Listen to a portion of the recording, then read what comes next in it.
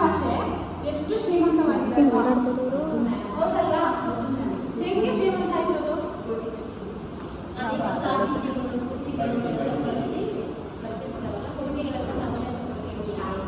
ಕವಿಗಳು ಇದೆಲ್ಲ ಸೇರಿ ನಮ್ಮ ಕನ್ನಡ ಭಾಷೆ ಶ್ರೀಮಂತವಾಗಿದೆ. ಹಾಗಿದ್ರೆ ಈ ಶ್ರೀಮಂತ ಅನ್ನೋ ಪದಕ್ಕೆ ಸಮಾನಾರ್ಥಕ ಪದನ ಹೇಳ್ಬೇಕು.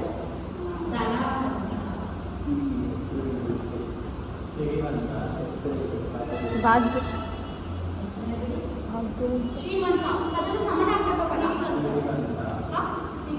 ಸಿರಿವಂತ, ಹಣವಂತ, ರಿಚ್ ಮ್ಯಾನ್.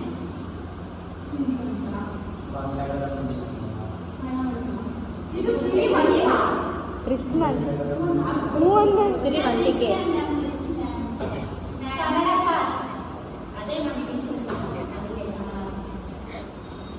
ಸಿರಿವಂತ. ಹಾಗೆ ನಮ್ಮ ಕನ್ನಡ ಭಾಷೆನ ಸುಮಾರು ಜನ ಕವಿಗಳು ವರ್ಣಿಸಿದ್ದಾರೆ, ಹಲವಾರು ಕವಿಗಳು ವರ್ಣಿಸಿದ್ದಾರೆ ಅಲ್ವಾ? ಅವ್ರದೇ ಆದ ರೀತಿಯಲ್ಲಿ ಅವ್ರದೇ ಆದ ವರ್ಣನೆಯನ್ನ ನಮ್ಮ ಕನ್ನಡ ಭಾಷೆಗೆ ಕೊಟ್ಟಿದ್ದಾರೆ ಅಲ್ವಾ? ಹಾಗಿದ್ರೆ ಈ ವರ್ಣನೆ ಎಲ್ಲ ಪದಕ್ಕೆ ಸಮಾನಾರ್ಥಕ ಪದ ಏನು?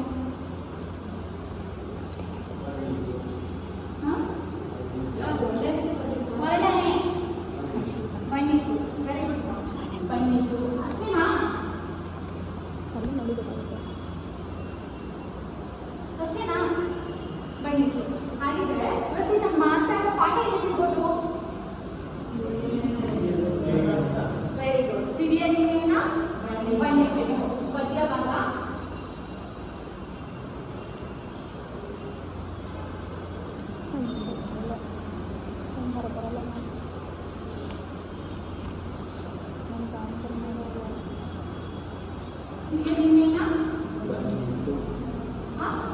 ಬಣ್ಣಿಪೆನು.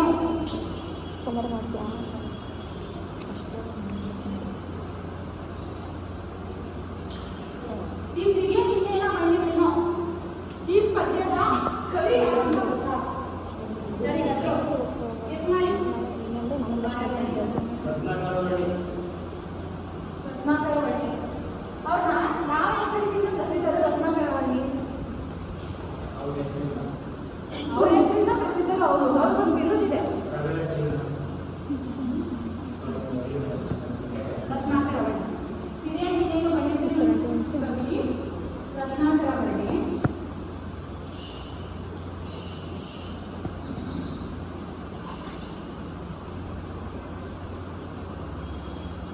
ಅವ್ರನ್ನ ಸಾಂಗತ್ಯ ಕವಿ ಅಂತ ಎಲ್ಲ ಕರೀತಾರೆ.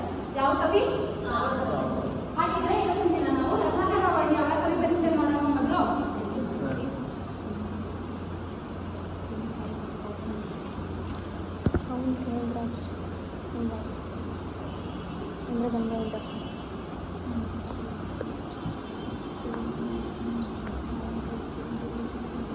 ಕವಿ ಹೆಸರೇನು? ರತ್ನಾಕರ ವರ್ಣಿ. ಯಾರು? ರತ್ನಾಕರ ವರ್ಣಿ. ರತ್ನಾಕರ ವರ್ಣಿ.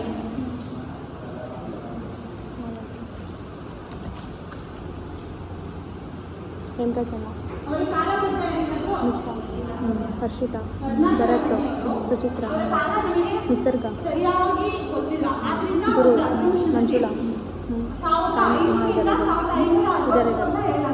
ನಿಶಾ, ಸುಮತಿ, ಶೈಲಾ, ಹೇಮಂತ್, ಲತಾ, ಸುಷ್ಮಿತಾ, ಇದು ಕವಿ ರತ್ನಾಕರ ವರ್ಣಿ ಅವರ ಕಾಲ. ಯಾಕಂದ್ರೆ ರತ್ನಾಕರ ವರ್ಣಿ ಅವರ ಸರಿಯಾದ ಕಾಲ ನಮಗೆ ಸರಿಯಾಗಿ ಗೊತ್ತಿದೆ ಇರೋದ್ರಿಂದ ಒಂದು ಅಸಂಪ್ಷನಲ್ಲಿ ಇದು ಹೇಳಲಾಗುತ್ತೆ. 1500ರಿಂದ 1560 ಅವರ ಕಾಲ. ಅವರ ಸ್ಥಳ ಗೊತ್ತಾ? ದಕ್ಷಿಣ ಕನ್ನಡ ಜಿಲ್ಲೆಯ ಮೂಡಬಿದ್ರೆ. ಎಲ್ಲಿ? ದಕ್ಷಿಣ ಕನ್ನಡ ಜಿಲ್ಲೆಯ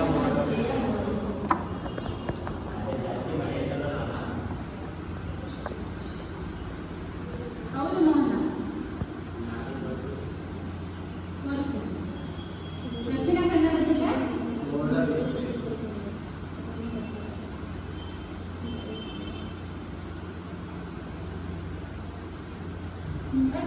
ಹಾಗಿದ್ರೆ ಬಗ್ಗೆ ಎಲ್ಲ ಹೇಳ್ತಿದ್ರಲ್ಲ ನೀವು. ರತ್ನಾಕರ ವರ್ಣಿನ ನೋಡಿದ್ದೀರಾ?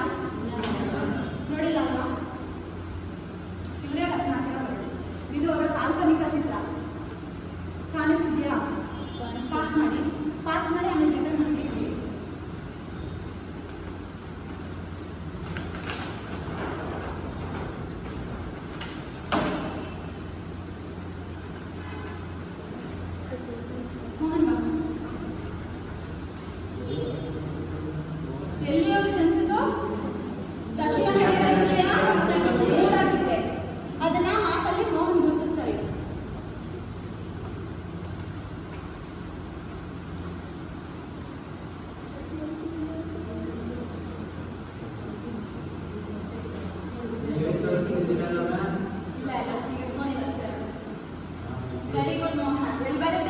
ದಕ್ಷಿಣ ಕನ್ನಡದಲ್ಲಿ ಹುಟ್ಟಿಗಾಡಿದೆ.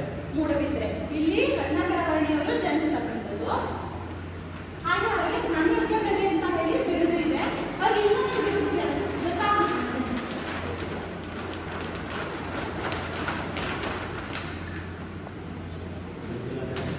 ಶೃಂಗಾರ ಕವಿ ಅಂತ.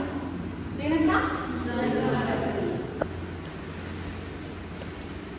ಬಿರುದು ಸಾಂಗತ್ಯ ಕವಿ. ಹೇಳಿ. ಮತ್ತೆ ಶೃಂಗಾರ ಕವಿ.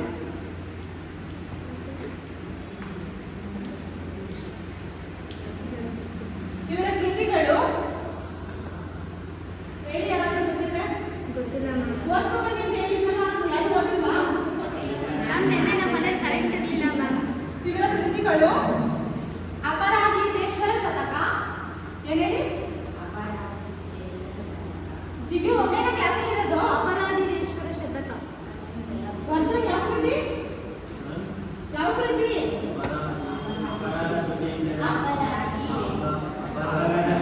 ಹಾ, ಅಪರಾಜಿತೇಶ್ವರ ಶತಕ.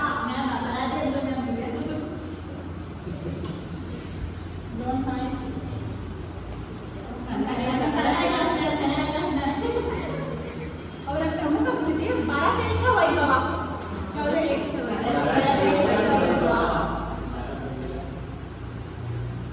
ಭರತೇಶ ವೈಭವ. ವೈಭವ. ಭರತೇಶ ವೈಭವ. ಮತ್ತೆ ಅವ್ರ ಇನ್ನೊಂದು ಕೃತಿ ತ್ರಿಲೋಕ ಶತಕ. ಯಾವ್ದು ಹೇಳಿ? ತ್ರಿಲೋಕ ಶತಕ.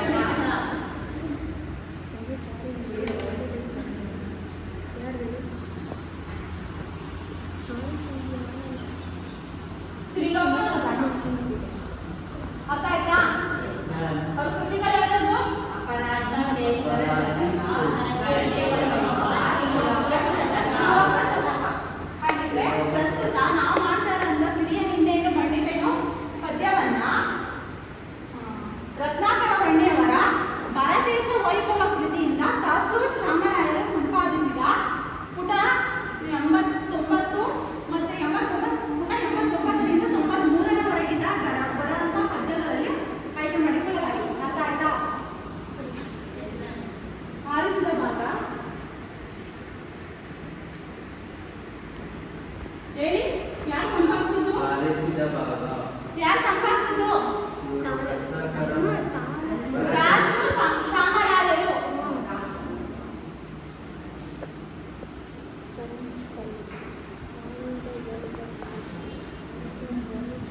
ತಾಸೂರು ಶ್ಯಾಮರಾಯರು ಸಂಪಾದಿಸಿದ ಯಾವ ಕೃತಿ? ಭರತೇಶ ವೈಭವ. ಭರತೇಶ ವೈಭವ.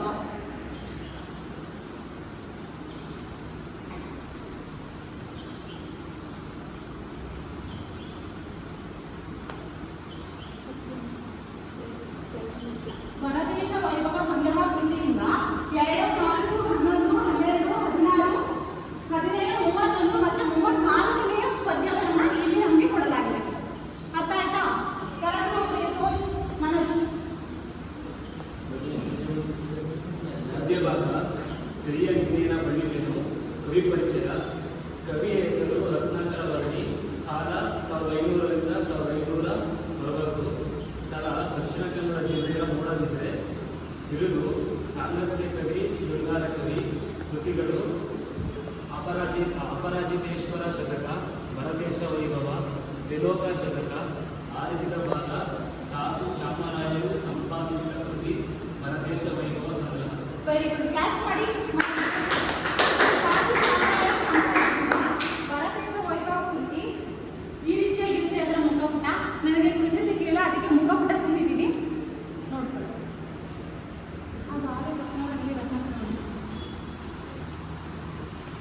ಆ ಕೃತಿ ತಾಸು ಶ್ಯಾಮರಾಯರು ಸಂಪಾದಿಸಿದರು. ಈ ಕವಿ ಪರಿಚಯ ಅರ್ಥ ಆಗಿಲ್ಲಲ್ವಾ? ಎಷ್ಟು ಕವಿ ಕಾಲ?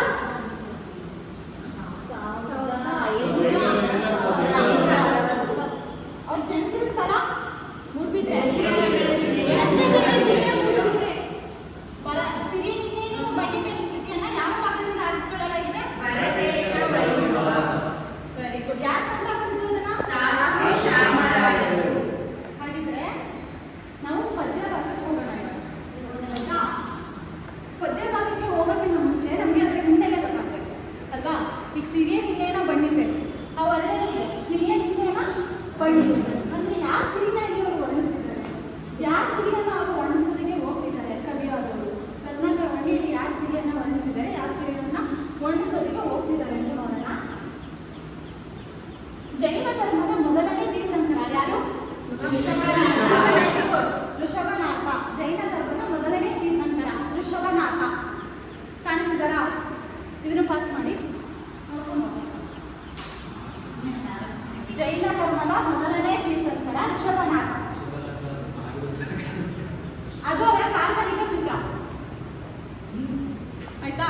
ಅವರಿಗೆ ಇಬ್ರು ಮಕ್ಕಳು ಇರ್ತಾರೆ. ಯಾರ್ಯಾರು ಗೊತ್ತಾ? ಭರತ ಮತ್ತೆ ಬಾಹುಬಲಿ. ಭರತ ಅಣ್ಣ, ಬಾಹುಬಲಿ ತಮ್ಮ.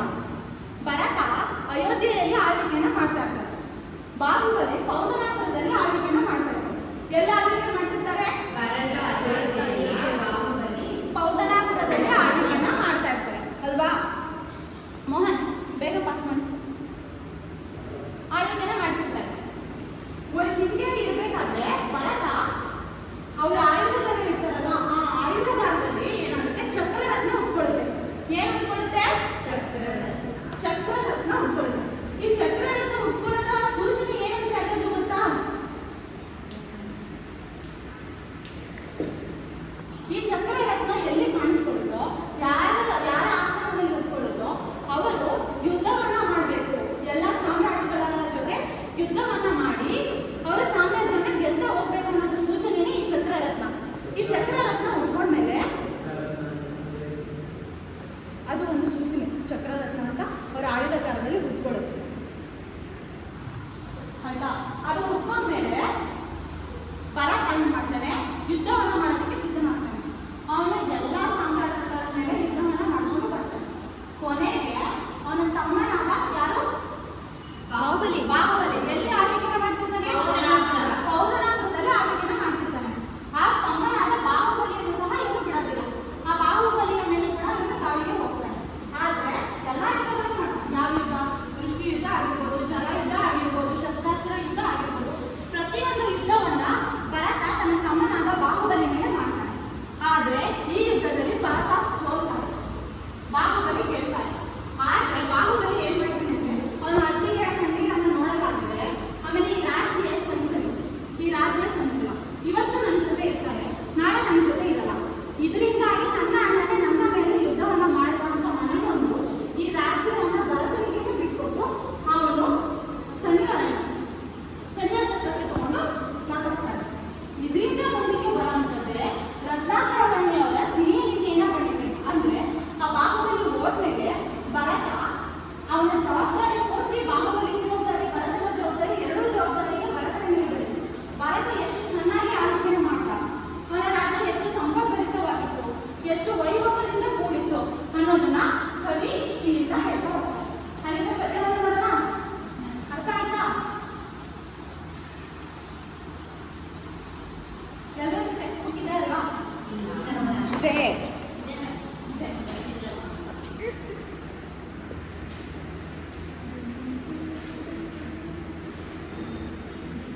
ಟೆಕ್ಸ್ಟ್ ಬುಕ್ ನ ಓಪನ್ ಮಾಡಿ. ಫಸ್ಟ್ ನಾನು ಓದ್ತೀನಿ, ಕರೆಕ್ಟಾಗಿ ನೋಡ್ಕೊಳ್ಳಿ. ಇದು ಹಳೆಗನ್ನಡ ಪದ್ಯ ಆಗಿರೋದ್ರಿಂದ ನಾನು ಎಲ್ಲೆಲ್ಲಿ ಸ್ಟಾಪ್ ಕೊಟ್ಟು ಓದ್ತೀನಿ, ಕರೆಕ್ಟಾಗಿ ನೋಡ್ಕೊಳ್ಳಿ. ನಾನು ಯಾರನ್ನ ಓದಿಸ್ತೀನಿ. ಸಿರಿಯ ನಿಂಗೆನ ಬಣ್ಣಿಪೆನು ರತ್ನಾಕರ ವರ್ಣಿ. ಭಿನ್ನಾಗ ಗುರುವೆ ಧ್ಯಾನಕ್ಕೆ ಬೇಸರ ಆದಾಗ ನಿನ್ನನ್ನು ಆದಿಯ ಮಾಡಿಕೊಂಡು ಕನ್ನಡದೊಳಗೊಂದು ಕಥೆಯ ಬೇಡುವೆನದು ನಿನ್ನಾಜ್ಞೆ ಕಂಡ ನನ್ನೊಡೆಯ. ಭಿನ್ನಹ ಗುರುವೆ ಧ್ಯಾನಕ್ಕೆ ಬೇಸರ ಆದಾಗ ನಿನ್ನ ನಾದಿಯ ಮಾಡಿಕೊಂಡು ಕನ್ನಡದೊಳಗೊಂದು ಕಥೆಯ ಬೇಡುವೆನದು ನಿನ್ನಾಜ್ಞೆ ಕಂಡ ನನ್ನೊಡೆಯ. ಅಯ್ಯಯ್ಯ ಚೆನ್ನಾಗಿದ್ದೇನೆ ಕನ್ನಡಿಗರು, ರೈಯ ಮಂಚಿನೆಯನೆ ತೆಲುಗ. ಅಯ್ಯಯ್ಯ ಎಂಚ ಪೋರ್ಲಾಯ್ಕೆಂಬುದು ತುಳುವರು ಮೈಯೊಪ್ಪಿ ಕೇಳಬೇಕಲ್ಲ. ಅಯ್ಯಯ್ಯ ಚೆನ್ನಾಗಿದ್ದೇನೆ ಕನ್ನಡಿಗರು, ರೈಯ ಮಂಚಿನೆಯನೆ ತೆಲುಗ. ಅಯ್ಯಯ್ಯ ಎಂಚ ಪೋರ್ಲಾಯ್ಕೆಂದು ತುಳುವರು ಮೈಯೊಪ್ಪಿ ಕೇಳಬೇಕಲ್ಲ. ಅದಾಯ್ತಲ್ವಾ? ಹಾಗಿದ್ರೆ ನನಗೆ ಓದಿದ್ಮೇಲೆ ಇದರಲ್ಲಿ ಕೆಲವೊಂದಷ್ಟು ಹೊಸ ಪದಗಳು ಬಂತು. ಆ ಹೊಸ ಪದಗಳ ಅರ್ಥವನ್ನ ಹೇಳ್ಬೇಕು. ಯಾವ್ಯಾವ ಹೊಸ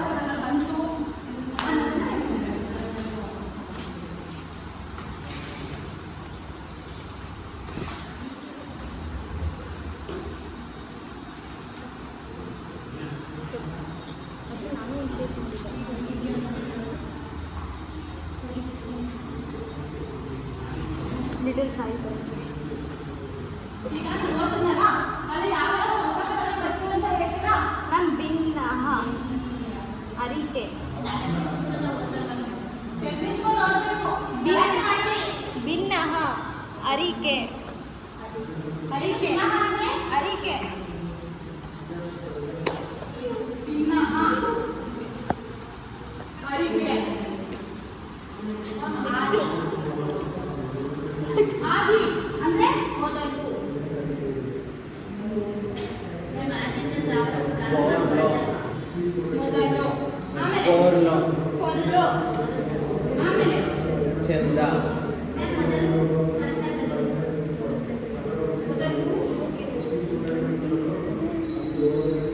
ಚಂದ ಚಂದ. ಚಂದವಾದದ್ದು ಚಂದ ನಮ್ಮ ಸುಂದರ ಆಗುತ್ತೆ. ಒಳ್ಳೆಯದು ಅಂತಲೂ ಆಗುತ್ತೆ. ಮಂಚಿದಿ.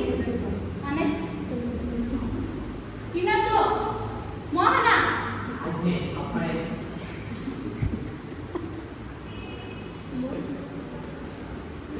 ಆಜ್ಞೆ ಅಪ್ಪಣೆ ಅಪ್ಪಣೆ. ಮಂಚಿದ್ದಿ ಮಂಚಿದಿ. ಮಂಚಿದಿ. ಚಂದವಾದು ಒಳ್ಳೆಯದು ಚಂದವಾದ್ದು ಒಳ್ಳೆಯದು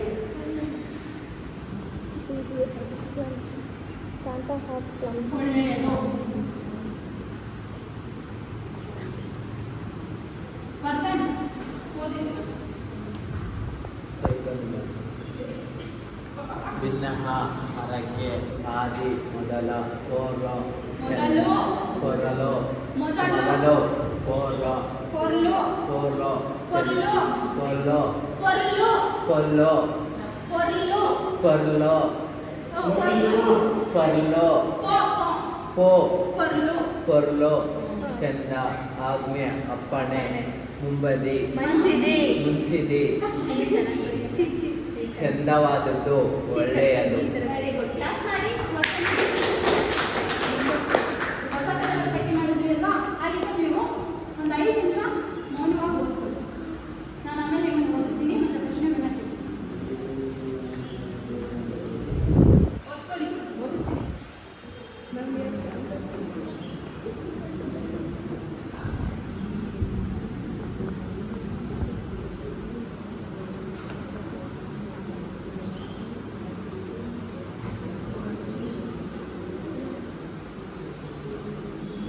ಮನೋಜ್ ಓದು. ಭಿನ್ನಃ ಗುರುವೇ ಧ್ಯಾನಕ್ಕೆ ಬೇಸರಾದಾಗ ನಿನ್ನ ನಾದಿಯ ಮಾಡಿಕೊಂಡು ಕನ್ನಡದೊಳಗೊಂದು ಕಥೆಯ ಕೇಳುವೆಂದು ನಿನ್ನಾಜ್ಞೆ ಕಂಡ ನನ್ನೊಡೆಯ ಅಯ್ಯಯ್ಯ ಸಾಕು ಸಾಕು ಸಾಕು ಸರ್. ಅಯ್ಯಯ್ಯೋ ಅಯ್ಯಯ್ಯ.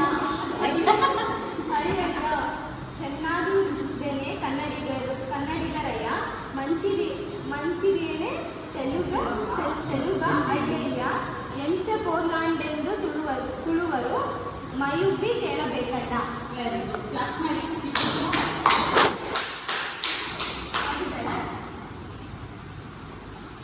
ಈಗ ನೀವು ಪದ್ಯ ಓದಿದ್ರಿ ಅಲ್ವಾ? ನಿಮ್ಗೆ ಏನು ಅರ್ಥ ಆಗಿತ್ತು ನೋಡೋಣ. ಈ ಪದ್ಯದಲ್ಲಿ ರತ್ನಾಕರವಾಗಿ ಯಾರನ್ನ ಕುರಿತು ಅವರು ಭಿನ್ನವನ್ನ ಇಟ್ಟಿದ್ದಾರೆ. ಭರತದ್ದು ಬಾಹುಬಲಿ ನೀವು ಹೇಳಿದ್ದು ಸರಿನೇ. ನಿಮ್ಗೆ ಅರ್ಥ ಆಗ್ತಾ ಇರ್ಬೋದು. ಅವರು ವೃಷಭದೇವನಲ್ಲಿ ಅವರ ಅರ್ಕೆನ ಇಡ್ತಾ ಇದ್ದಾರೆ. ಆಯ್ತಾ? ಇದೀಗ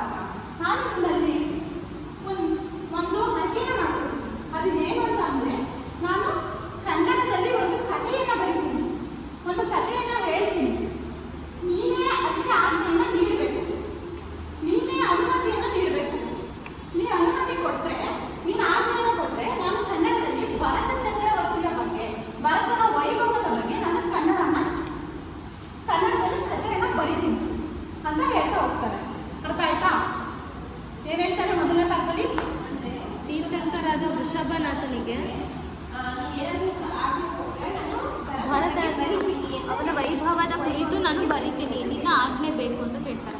ಹೌದಲ್ವಾ? ನಿನ್ನ ಆಜ್ಞೆ ಬೇಕು. ಆವಾಗ ನಾನು ಫಲದೇಶ ಚಕ್ರವರ್ತಿಯ ವೈಭವವನ್ನು ನಾನು ವರ್ಣಿಸ್ತಾ ಹೋಗ್ತೀನಿ. ಆ ಕಥೆ ಹೆಂಗಿರುತ್ತೆ ಅಂತಂದ್ರೆ, ಅಯ್ಯಯ್ಯ ಚೆನ್ನಾಗಿದ್ದೇನೆ ಕನ್ನಡಿಗರು, ರಯ್ಯ ಮಂಚಿದಿಯೇನೆ ತೆಲುಗ, ಅಯ್ಯಯ್ಯ ಎಂಚ ಪೋಡ್ಲಾಡೆಂದೆ ತುಳುವರು, ಮೈಯುಪ್ಪಿ ಕೇಳಬೇಕಣ್ಣ ಅಂತ. ಅಂದ್ರೆ ಈ ಅಯ್ಯಯ್ಯ ಅಂದ್ರೆ ಬಹಳ ಅದ್ಭುತ. ಬರ್ಕೊಳ್ಳಿ, ಅಂಡರ್ಲೈನ್ ಮಾಡಿ. ಅಯ್ಯಯ್ಯ ಅಂದ್ರೆ ಬಹಳ ಅದ್ಭುತ. ಈ ಅದ್ಭುತ ಆ ಕಥೆ ಭರತ ಚಕ್ರವರ್ತಿಯ ಬಗ್ಗೆ ಹೇಳ್ತಕ್ಕಂಥ ಕಥೆ ಎಷ್ಟು ಅದ್ಭುತವಾಗಿರುತ್ತೆ ಅಂತಂದ್ರೆ ಕನ್ನಡಿಗರು ಹೇಳ್ತಾರೆ, ಅದೇ ರೀತಿ ತೆಲುಗುನವರು ಹೇಳ್ತಾರೆ. ಈಗ ನಾನು ಕನ್ನಡದಲ್ಲಿ ಬರೆದ್ರೆ ತೆಲುಗುನವರು ಆ ಕಥೆಯನ್ನ ಹೇಳ್ತಾರೆ, ಕನ್ನಡಿಗರು ಆ ಕಥೆಯನ್ನ ಹೇಳ್ತಾರೆ, ತುಳುವರು ಕೂಡ ಆ ಕಥೆಯನ್ನ ಹೇಳ್ತಾರೆ. ಅಷ್ಟು ಚೆನ್ನಾಗಿ ನಾನು ಭರತೇಶ ಚಕ್ರವರ್ತಿಯ ವೈಭವವನ್ನ, ಅವರ ವೈಭವವನ್ನ ವರ್ಣಿಸ್ತೀನಿ ಅಂತ ಇಲ್ಲಿ ಕವಿ ರತ್ನಾಕರ ವರ್ಣಿ ಹೇಳ್ತಾ ಹೋಗ್ತಾರೆ. ಅರ್ಥ ಆಯ್ತಲ್ಲ? ಒಂದು ಒಳ್ಳೆ ಕಥೆಯನ್ನ ನಾನು ಹೇಳ್ತೀನಿ. ಅದಕ್ಕೆ ನಾನು ನಿನ್ನ ನಾಡಿಯ ಮಾಡಿಕೊಂಡು ನಿನ್ನಲ್ಲಿ ಒಂದು ವಿನಹವನ್ನ ಇಡ್ತಾ ಇದ್ದೀನಿ, ಅಂದ್ರೆ ನಿನ್ನಲ್ಲಿ ಒಂದು ಪ್ರಾರ್ಥನೆಯನ್ನು ಇಡ್ತಾ ಇದ್ದೀನಿ, ಅರಕೆಯನ್ನು ಇಡ್ತಾ ಇದ್ದೀನಿ, ನೀನು ನನಗೆ ಅಪ್ಪಣೆ ಕೊಡು ನಾನು ಆ ಕಥೆಯನ್ನ ಬರೆಯೋದಕ್ಕೆ ಅಂತ ಹೇಳ್ತಾರೆ. ಇವತ್ತಿಗೆ ಇಷ್ಟು ಸಾಕು ಈ ಪದ್ಯ. ಮುಂದಿನ ತರಗತಿಯಲ್ಲಿ ಇನ್ನು ಮುಂದೆ ನೋಡ್ತಾ ಹೋಗೋಣ. ಹಾಗಿದ್ರೆ ಇವಾಗ ನಾವು ವ್ಯಾಕರಣಾಂಶ ಮಾಡೋಣ. ಈ ಪದ್ಯ ಅರ್ಥ ಆಗಿದೆಯೋ ಪದ್ಯ ಭಾಗ? Yes ma'am. ಹಾಗಿದ್ರೆ ಇವಾಗ ವ್ಯಾಕರಣಾಂಶ ನೋಡೋಣ.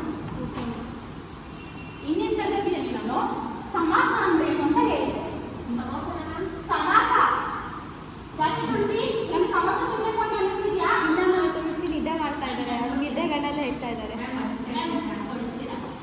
ಫಸ್ಟ್ ಪಾಠ, ಆಮೇಲೆ ಸಮಾಸ.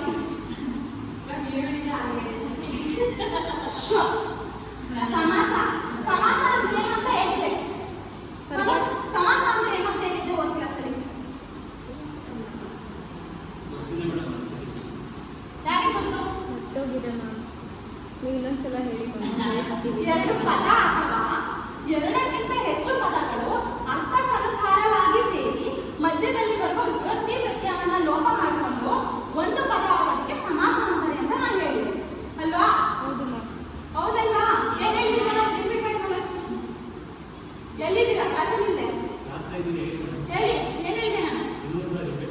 ಎರಡು ಪದ ಅಥವಾ ಎರಡಕ್ಕಿಂತ ಹೆಚ್ಚು ಪದಗಳು ಅರ್ಥಕ್ಕನುಸಾರವಾಗಿ ಸೇರಿ ಮಧ್ಯದಲ್ಲಿ ಬರುವ ವಿಭಕ್ತಿ ಪ್ರತ್ಯಯವನ್ನು ಲೋಪ ಮಾಡಿಕೊಂಡು ಒಂದು ಪದವಾಗುವುದೇ ಸಮಾಸ. ಅರ್ಥ ಆಯ್ತಾ? ಆ ಸಮಾಸದ ಈ ಸಮಾಸನ ನಾನು ನಿಮ್ಗೆ ಹೋದ ಕ್ಲಾಸಲ್ಲೇ ಹೇಳಿದ್ದೆ. ಅದರಲ್ಲಿ ಬರುವಂತಹ ಬೇರೆ ಸಮಾಸಗಳ ಬಗ್ಗೆ ನೋಡೋಣ. ಈಗ ಇವತ್ತಿನ ಕ್ಲಾಸಲ್ಲಿ ನಾವು ತತ್ಪುರುಷ ಸಮಾಸನ ನೋಡ್ತಾ ಇದ್ದೀವಿ. ಯಾವುದು? ತತ್ಪುರುಷ ಸಮಾಸ.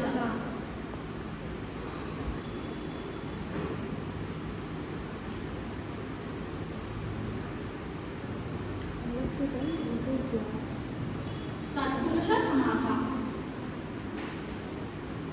ಏನಿ ತತ್ಪುರುಷ ಸಮಾಸ ಅಂತಂದ್ರೆ ಯಾರಿಗಾದ್ರೂ ಗೊತ್ತಾ? ಯಾರಿಗೂ ಗೊತ್ತಿಲ್ಲ. ತತ್ಪುರುಷ ಸಮಾಸ ಅಂತಂದ್ರೆ ಎರಡು ನಾಮಪದಗಳು ಸೇರಿ ಸಮಾಸವಾದಾಗ ಉತ್ತರ ಪದದ ಅರ್ಥವು ಪ್ರಧಾನವಾಗಿ ಉಳ್ಳ ಸಮಾಸವೇ ತತ್ಪುರುಷ ಸಮಾಸ. ಏನೇಳಿ? ಎರಡು ನಾಮಪದಗಳು ಸೇರಿ ಸಮಾಸವಾದಾಗ ಉತ್ತರ ಪದದ ಅರ್ಥವೇ ಪ್ರಧಾನವಾಗುಳ್ಳ ಸಮಾಸವೇ ತತ್ಪುರುಷ ಸಮಾಸ. ಆಯ್ತಾ? ಅದಕ್ಕೆ ಉದಾಹರಣೆ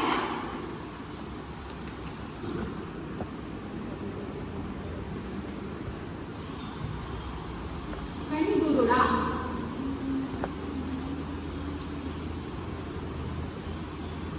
ಇದನ್ನ ಹೆಂಗ್ ಬಿಡಿಸ್ತೀರಾ? ನೀವು ಹೇಳಿದ್ದು ಸರಿನೇ. ಅದು ಇದು ಸಂಧಿಗೆ ಬರುತ್ತೆ. ಕಣ್ಣಿನಿಂದ. ವೆರಿ ಗುಡ್ ತುಳಸಿ. ಕಣ್ಣಿನಿಂದ ಪ್ಲಸ್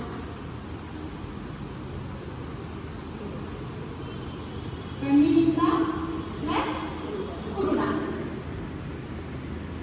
ಮೋಹನ್, ಇದರಲ್ಲಿ ಉತ್ತರ ಪದ ಯಾವುದು? ಪೂರ್ವ ಪದ.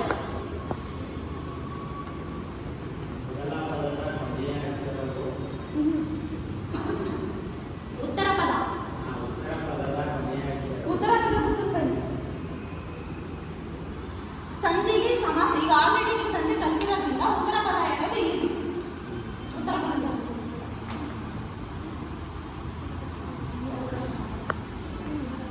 ಪೂರ್ವ ಪದ.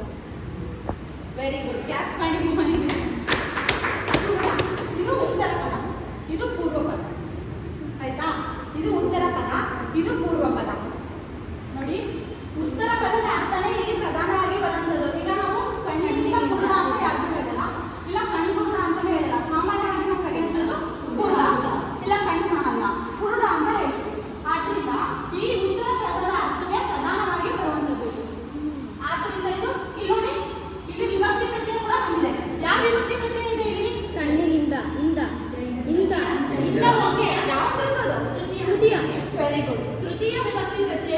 ಇದೆ ಇಂದ.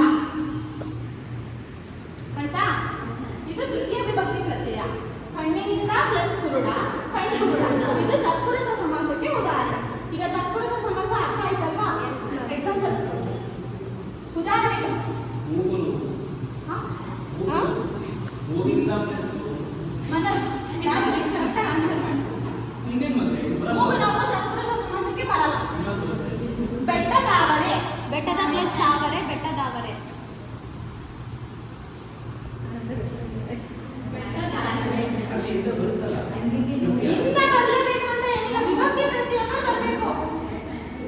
ಬೆಟ್ಟದ ಪ್ಲಸ್ ತಾವರೆ ಬೆಟ್ಟದಾವರೆ. ಅರಮನೆ ಅರಮನೆ ಮ್ಯಾಮ್ ಬಿಡಿಸಿ ಅರಮನೆನ. ಅರಸನ ಪ್ಲಸ್ ಮನೆ. ಓಕೆ. ತಲೆನೋವು ತುಳಸಿ ನಾನು ಹೇಳ್ದಾಗ ಮಾತ್ರ ಹೇಳ್ಬೇಕು.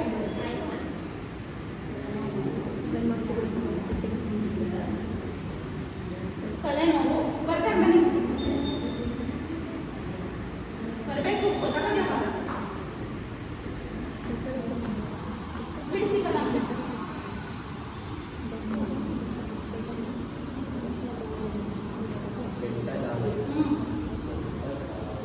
ಬಿಡಿಸಿ ನಿಮ್ಗೆ ಹೆಂಗ್ ಬರುತ್ತೆ ಹಂಗೆ.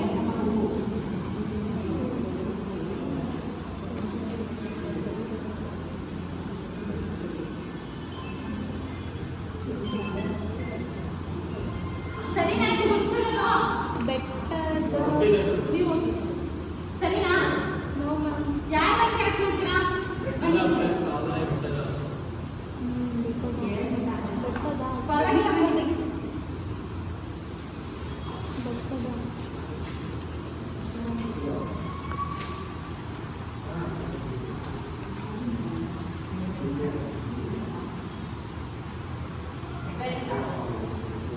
ಇಲ್ಲಿ ಯಾವ ಆಯ್ತು ಆಯ್ತು ಅಲ್ವಾ? ಇಲ್ಲಿ ಉತ್ತರ ಪದ, ಇಲ್ಲಿ ಉತ್ತರ ಪದನೇ ನಮಗೆ ಪ್ರಧಾನವಾಗಿ ಬರುತ್ತದೆ. ಬೆಟ್ಟದಾವರೆ ಅಂತ ಯಾವ ಹೇಳಿಲ್ಲ, ಸಾಮಾನ್ಯವಾಗಿ ತಾವರೆ ಅಂತ ಹೇಳ್ತೀವಿ. ಸೊ ಬೆಟ್ಟದಾವರೆ ಆಗುತ್ತೆ. ಆಯ್ತಾ? ನೆಕ್ಸ್ಟ್ ಅರಮನೆ. ಯಾರು ಬರ್ತೀರಾ? ಸರಿ.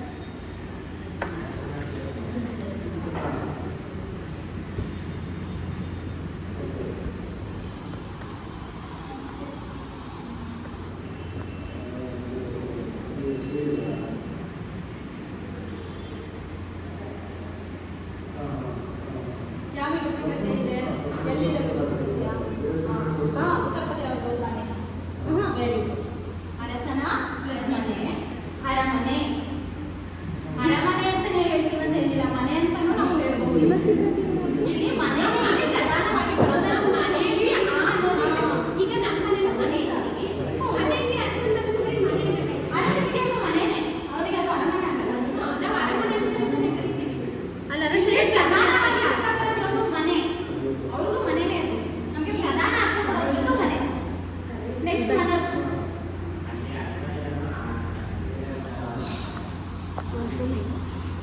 ತಲೆನೋವು.